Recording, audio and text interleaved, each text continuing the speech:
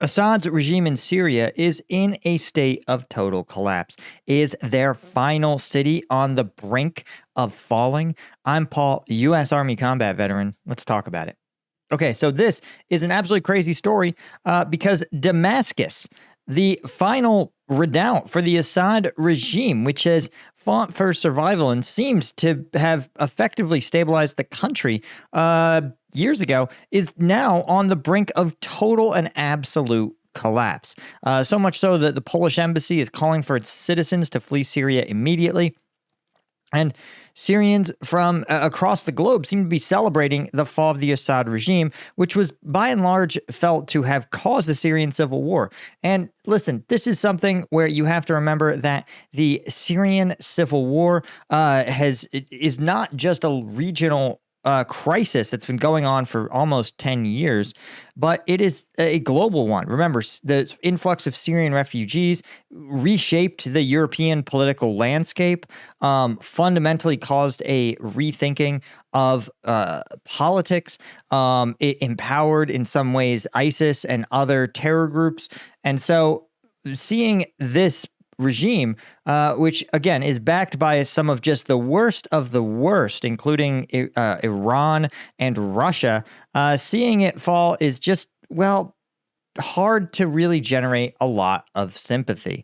And we're going to take a look at the map to see just how fast this regime has collapsed. But before we do that, of course, I want to mention, first off, if you haven't subscribed to the channel, you should. That makes a huge difference for me. I can see that about 95% of you guys that watch are actually not subscribed. And second, if you want to support what I do and get access to uncensored combat footage from the front lines, you want to head over to combatvetnews.com. This is my version of Patreon. Every Tuesday and Thursday, we drop uncensored combat video analysis, including, for most recently, some A-10 strikes in Syria, proving the U.S.'s at least involvement in the conflict. But also this week, we had some footage that doesn't appear anywhere else. It was sent to me by some of the contacts I made in Ukraine. It's not on any Telegram channels. It is exclusive.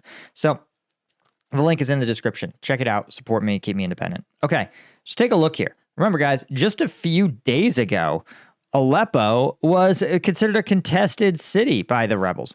Now, you could see they own all of Hama, right? This was a major, major city. This was thought to be somewhere where the regime was going to really hold out, right? They were really fighting to try to hold Hama. But again, because their allies, like the regime's allies like Hezbollah and Russia, are both depleted from their conflicts elsewhere, they are unable to muster the power to defend this region. And you could see that after having taken Hama, the rebel forces are now pushing towards this city of Homs. And Homs itself, again, you're seeing more and more areas fall, including, again, 7 hours ago, major military facilities like the Syrian regime's 26th Division headquarters.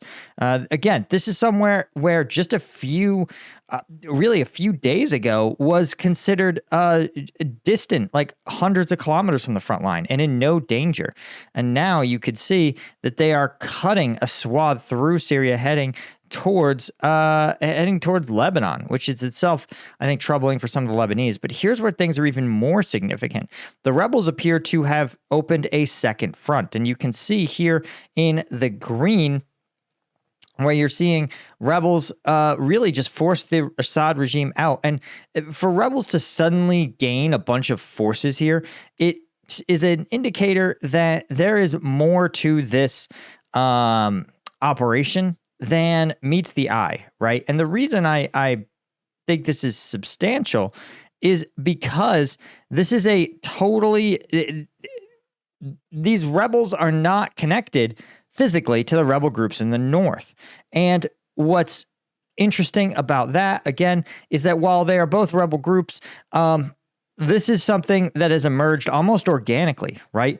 Because again, this is a region that was contained, a small pocket near the Golan Heights, and suddenly we're seeing them carve off huge swaths of the Syrian countryside from the south. When you again have a different like the rebel faction previously was in the north. So you've got to think that a lot of these are, I think, organic fighters. These are people. These are, I think, in a lot of cases, individuals who are simply throwing the regime forces out of their city. And so it's less about the fact that suddenly a small rebel group on the opposite side of Syria has suddenly become a highly effective fighting force. I think it's more a sign of the fact that the regime is getting kicked out by its own people. There's also reports, for example, that Russian troops are leaving Dara province. Again, the Russian flag, again, hoisted on Tel Hara. Overlooking the Golan Heights. This has fallen to the rebels. You can see Southern rebels taken over another town there after Assad's troops withdrawal. You could see them cutting just a huge swath here as the troops just simply flee the city, throwing down their weapons and driving towards Damascus. But you could see that the more they do so, the worse things seem to get, right? And there's a growing panic is really what it is. Again, now the suburbs of Damascus, including, right, you could see here the regime trying to hold the airport, which is really, I mean, if you're a regime general or a senior member of the regime government, holding the airport is essential. Why? Because it's your only way out, right? You may notice that these forces are now caught in a pincer here with another rebel group. Again, there's almost no way this is an organized military. This has to just be an organic uprising, kind of spontaneously throwing themselves in favor of the rebels. It may even be a case of Syrian regime forces actually defecting to the rebel side. Again, this is basically a survival tactic for some of these rebels, because it says armed factions, which is, it's tough to say who these even are, right? These armed factions of unspecified nature, right, or the Syrian opposition. We have launched a special military operation from several axes to enter the capital, Damascus. So, again, if you told me that a lot of these opposition forces were actually made up of former regime soldiers, I would not be surprised at all, right? We've talked about the fact that it seems like Assad may not even be in Damascus. He may have fled to Russia already. Right? A source with knowledge of the situation tells CNN that Assad isn't at any of the locations in the city where you'd expect to find him. Yeah, probably Russia. Assad's presidential guard no longer deployed at his usual place of residence, as they would be if he was there, the source said, fueling speculation that he may have escaped Damascus. Again, the fact that they are trying to hold the airport is probably a sign. But again, this would be hard to get a flight out of here, but you would definitely want to try to.